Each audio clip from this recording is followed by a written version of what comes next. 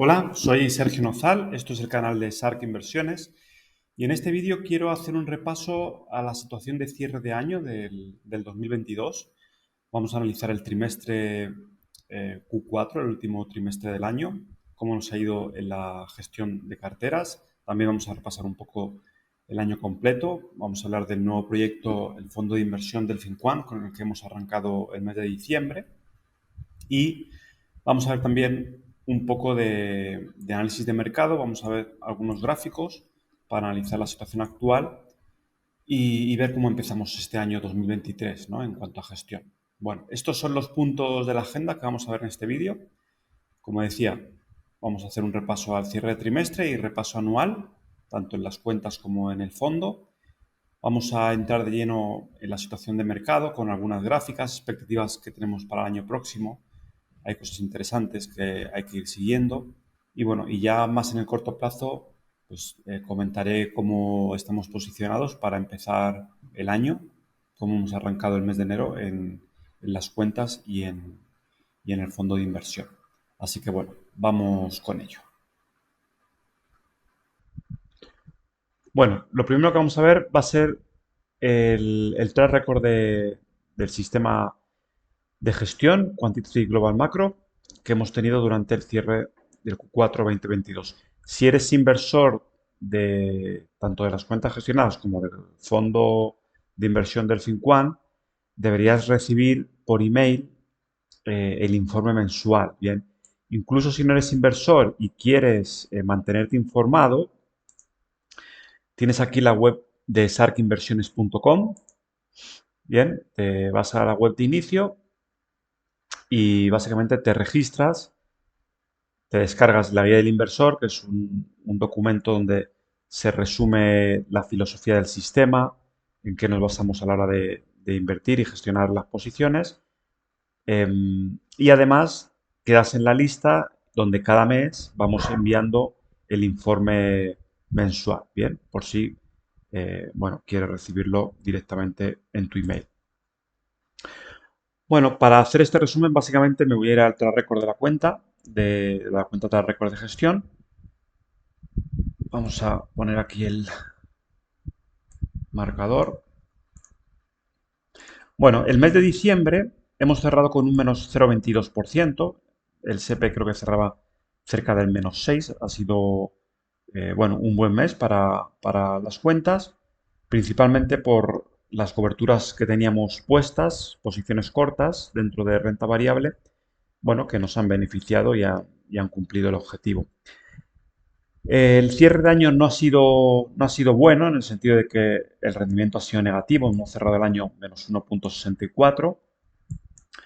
El SP500 ha cerrado el año cerca del menos 20%, menos 19,6 aproximadamente. Bien, obviamente relacionándonos con el SP500 ha sido un buen año, pero hemos terminado ligeramente negativos. De todas formas, este tipo de sistema, como explico en esa guía del inversor que comentaba antes, es un sistema de inversión con un enfoque a medio plazo, mínimo de 3 años, y como explico ahí, el objetivo de este sistema son dos. Uno, hacer crecer el capital en movimientos alcistas, en ciclos de expansión, cuando la economía está en ciclo de expansión, y proteger el capital en movimientos de corrección, mercados bajistas o recesiones.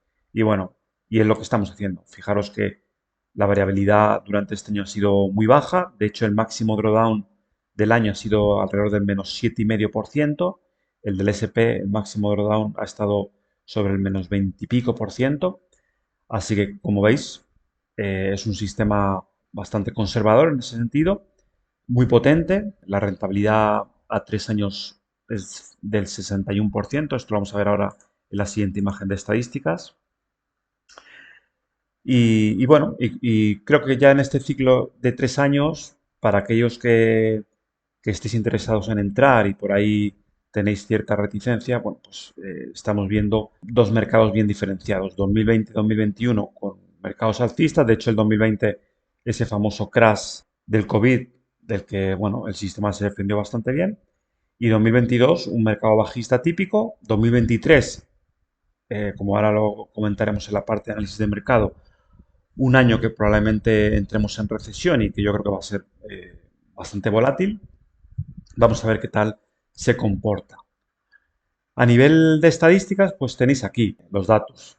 Fijaros como referencia, bueno, pues lo que comentaba, el año 2022, la comparación con el S&P 500. Las rentabilidades de inicio en estos 3 años, un 61,45% de retorno versus el 18% del S&P 500. Y como decía, tiempo ideal de un inversor para nuestro sistema, pues de 3 años en adelante. Porque en un año o en dos puede haber mucha variabilidad. Por ejemplo, el inversor que haya entrado este año, pues estará en negativo. El inversor que hubiera entrado en enero del 2021, pues estará en positivo, obviamente. Bueno, el máximo drawdown lo tuvimos en el 2020 aproximadamente, esto está por aquí, del menos 14,55, cuando el SP cayó, no sé si fueron casi el 40% en la época del COVID ese año. Pero bueno, buenos datos bajo mi punto de vista y este sistema es el Quantitative Global Macro que aplicamos a las cuentas gestionadas que lleva, en determinados momentos, lleva ligero apalancamiento. Para el fondo de inversión Delfin One, regulado por la CNMV, es el mismo sistema pero modificado y actualizado para la normativa CNMV, por lo que va sin apalancamiento y las rentabilidades deberían ser menores, así como la volatilidad. De hecho, en el informe ponía esto lo vamos a ver ahora, que el fondo cerraba con un menos 0,22, igual que las cuentas, pero no es cierto, porque tomé el dato del 30 y el dato del 31 subía a menos 0,16, la rentabilidad de diciembre para el fondo. Si no sabes un poco de qué va este tema, el fondo y demás, debajo de este vídeo, en la zona de comentarios, vas a ver algunos links que son vídeos que tienes en nuestro canal. Por ejemplo, este, que es el lanzamiento del fondo de inversión. En el caso de que seas residente español y quieras beneficiarte de ventajas fiscales o tengas otros fondos en España y quieras hacer traspaso, busques fondos mejor gestionados, pues te recomiendo aquí este vídeo donde aquí explicamos, bueno, con detalle cómo va a estar funcionando el fondo, la gestora, el banco depositario, número de ISIN. En este vídeo más concreto aquí vemos las tres formas principales de invertir en el fondo. Bueno, todo eso está explicado ahí con detalle. Eso lo vas a ver también en la parte de comentarios de este vídeo. Bueno, sí, para terminar esto, pues eso, menos 0,16, el inicio del fondo en diciembre y bueno, vamos a ver qué tal vamos este año 2023 con ambas gestiones. En el caso de que estés interesado, pues ahí tienen mi dato de contacto por email, info@sarkinversiones.com, o por WhatsApp me puedes contactar a este número y cualquier cosa coordinamos una llamada. Bueno, vamos a ver un poco cómo está el mercado. Esto que vamos a ver, esta sección es mi opinión. Os recuerdo que el sistema de inversión que utilizamos es un sistema totalmente cuantitativo. En el equipo, que estamos Daniel y yo, bueno, pues seguimos este sistema, tanto a nivel personal como, en mi caso personal, ahorros de familiares, patrimonio propio, lo seguimos con el sistema Quantitative Global Macro y como decía, es un sistema totalmente cuantitativo, nos basamos en datos, en diferentes datos de indicadores, datos de fondo de mercado, flujos de liquidez, bueno, todo eso en esa guía del inversor está bien explicado y básicamente vamos siguiendo al sistema. Es decir, que yo tengo mi opinión, es una opinión personal, a veces acertaré, a veces me equivocaré, a veces irá en sintonía con lo que nos dicta el sistema, otras veces no. Bien. Bueno, vamos a ir viendo algunas imágenes interesantes. Por ejemplo, esta que veis aquí, un poco dirigido a aquellos que llevan una gestión pasiva en su patrimonio, en sus carteras. El típico portfolio 60-40, que básicamente es un 60% en renta variable, un 40% en bonos. Generalmente, históricamente, ha sido una gestión efectiva, conservadora, ha tenido sus momentos malos. Este año ha sido uno de esos años malos para este tipo de gestión, básicamente por el entorno de inflación, donde tanto renta variable como bonos pues, se han hundido durante este año. Esta imagen básicamente es para destacar que ha sido un año difícil en general para todos los sistemas de inversión, para para la mayoría de gestiones pasivas. Y bueno, y en nuestro caso no ha sido un buen año, pero prácticamente hemos terminado planos con el objetivo que comentaba antes de proteger ese patrimonio de los inversores. Bueno, ¿qué nos espera para el 2023? Bueno, como sabéis, estamos en un ciclo de subida de tipos por parte de la Reserva Federal en Estados Unidos, donde ha sido un ciclo rápido, de hecho ha sido el ciclo más rápido de la historia. En función de la velocidad del ciclo de subida, las correcciones son más o menos profundas. Bien, cuando el ciclo de subida es alto, ya lo veíamos hace meses, que lo más probable era que el mercado cayera. Bien, como así fue. Se espera a partir de ahora, de hecho ya empezamos en diciembre, la Fed movió únicamente 50 puntos básicos y se espera que ese ritmo de desaceleración continúe en las próximas reuniones para llegar al objetivo del 5,25, del 5,525 por ciento. Bien, más o menos para la reunión de mayo se espera que sea el último punto de subida. Obviamente esto es un pronóstico, hay que ir viendo cómo la inflación va evolucionando. Se espera que la inflación caiga, es lo más probable. El único punto ahora mismo que tienen un poquito descontrolado es el tema de desempleo. Cuando grabo este vídeo todavía no sale el dato de enero, pero, pero bueno, es necesario e imperativo para la Reserva Federal que el desempleo comience a empeorar y cuanto más rápido, mejor. De lo contrario, esos niveles de inflación no van a caer tan rápido como esperan. En el caso de que se cumpla esta proyección, pues lo más probable es que la Reserva Federal se mantenga on hold, básicamente sería sin mover tipos todo el año 2023. Y bueno, y los analistas hablan de que a finales del 2023, ya sobre todo en 2024, podríamos empezar a ver un recorte de tipos, es decir, volvería a entrar liquidez en el sistema. Así que bueno, ese es el pronóstico. Hay que ir viendo qué va pasando. Como digo, la inflación y el dato de desempleo van a ser los eventos a seguir en los próximos meses. Bueno, esto es una frase que bastante famosa del gestor Druckenmiller, que dice, una vez que la inflación sube por encima del 5%, esto a nivel histórico siempre ha ocurrido así, nunca baja a menos que la Reserva Federal suba los tipos por encima del valor de la inflación. Según la Fed vaya subiendo tipos a ese objetivo del 5,5, tendríamos que ver una caída de la inflación hacia esos niveles o menos. Si la inflación se resiente y se mantiene en niveles altos, podría haber sorpresa en ese sentido y ver que a lo mejor la Fed necesita acelerar un poco más esa subida de tipos, lo cual sería bastante negativo para la renta variable. Aquí en esta gráfica veis que históricamente, pues cuando la Reserva Federal ha terminado los ciclos de subida de tipos, siempre lo ha hecho por encima del dato de inflación. Bien, por eso dice aquí que la Fed todavía tiene trabajo que hacer. La inflación sigue, creo que está en niveles del 7 y pico.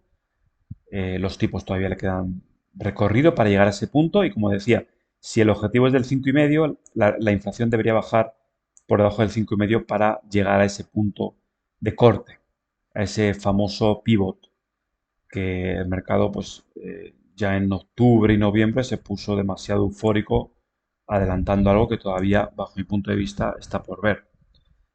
Pero bueno, eso lo iremos viendo en los próximos meses. Desde un punto de vista de crecimiento, este año 2023 apunta a que vamos a entrar en recesión. De hecho, en la calle la recesión lleva meses en Estados Unidos, también en Europa.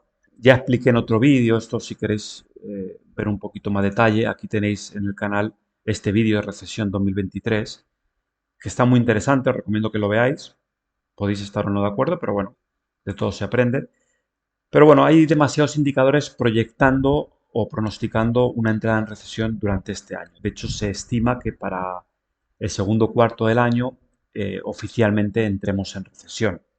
Como decía antes, la inflación es probable que caiga, que siga cayendo a lo largo de este año, pero también lo van a hacer los beneficios empresariales bueno, y los datos de crecimiento. Eso también vamos a entrar básicamente en un periodo de estanflación, donde vamos a tener crecimiento negativo e inflación elevada. Aunque estemos cayendo, todavía vamos a estar en un entorno de inflación elevado.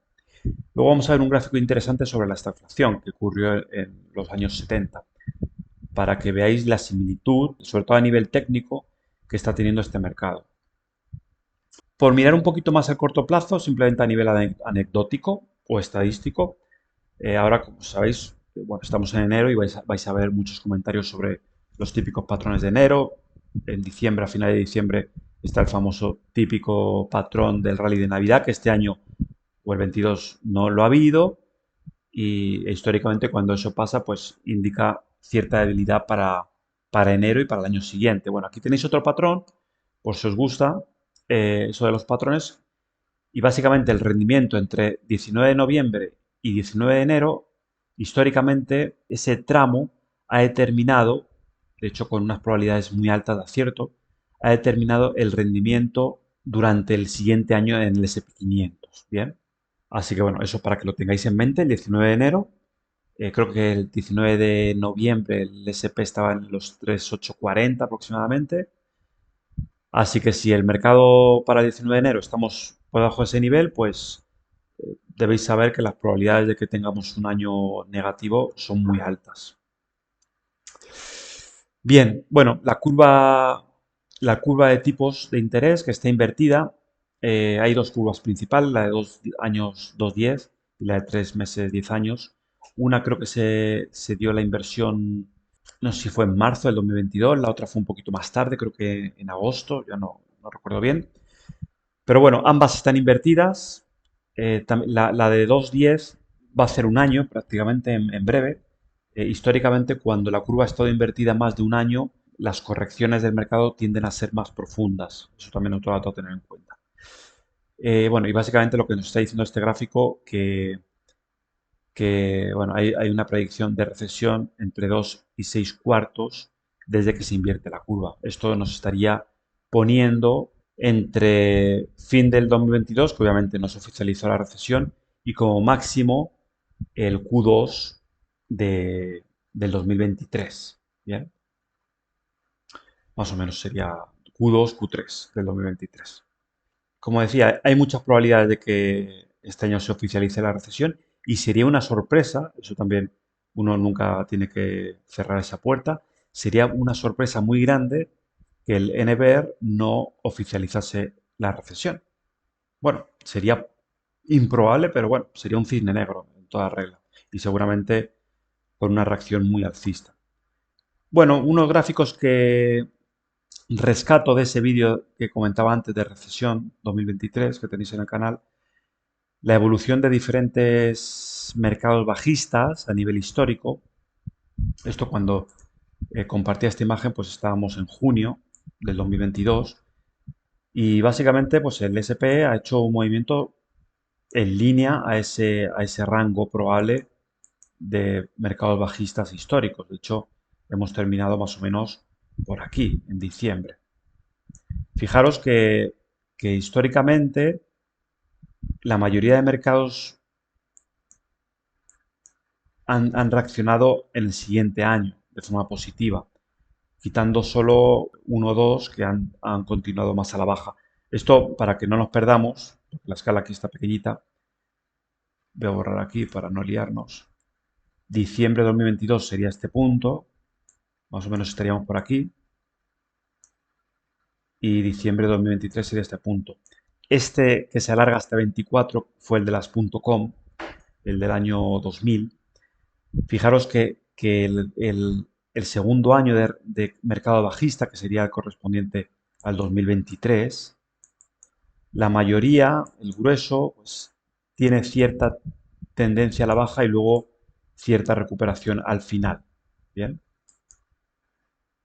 que yo creo que el mercado este año puede hacer algo parecido, es decir, que veamos un suelo de mercado a final de año, hacia el último trimestre del 2023. Pero bueno, es una especulación mía, no sé qué va a pasar, nadie lo sabe. Pero quedaos con esta imagen de que la inercia sigue siendo bajista. De hecho, el mercado es bajista actualmente.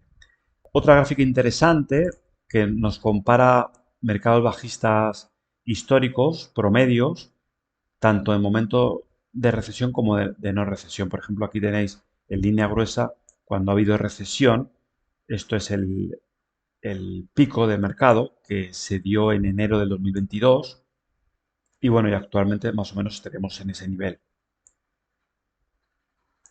Si no estuviésemos en recesión o el mercado no estuviera descontando recesión, yo creo que ya deberíamos haber salido, ya deberíamos estar en un retome alcista.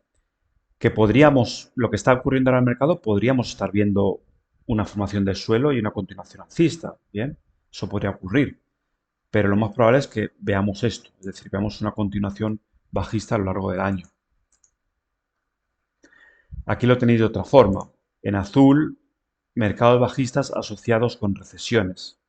Bien, ahora estaríamos más o menos sobre este nivel.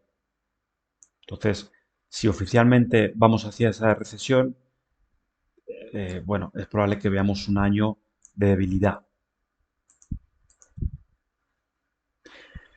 Y luego esta gráfica que también la rescato de esa presentación, que es la famosa regla del 20, donde la suma del pricing ratio y el nivel de inflación tiene que estar por debajo de 20.